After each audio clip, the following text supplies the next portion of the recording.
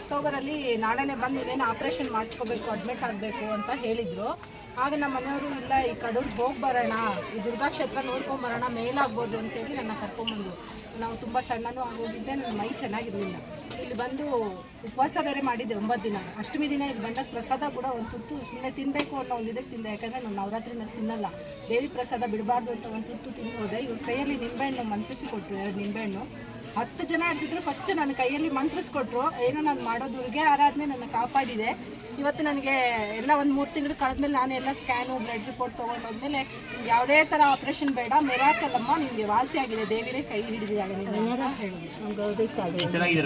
ಚೆನ್ನಾಗಿದ್ದೀನಿ. ಅದಕ್ಕೆ ಇವತ್ತು ದೇವಿನ ಬೆಂಗಳೂರು ಭಕ್ತಿಯಿಂದ ಬನ್ನಿ, ಮನೆಯಲ್ಲಿ ಆ ದೇವಿ ಹೆಸರೇಳಿ ದೀಪ ಹಚ್ಚಿ ಸಾಕು. ಆಮೇಲೆ ಇಲ್ಲಿ ಬಂದಂತ ಹಿಂಗೆ ಅರ್ಜೆಂಟ್ ಮಾಡ್ಬೇಕಾ? ಹಿಂಗೆ ನೋಡಿ ನಾಡ್ತೀರ ಆಡ್ಬೇಕಾ? ಆಯ್ಬೇಕು. ಇದೊಂದು ಹಾಸ್ಪಿಟ್ಲಿಗೆ ಹೋದ್ರೆ ನಾವು ಗಂಟೆ ಕೂತ್ಕೊಂತೀವಿ.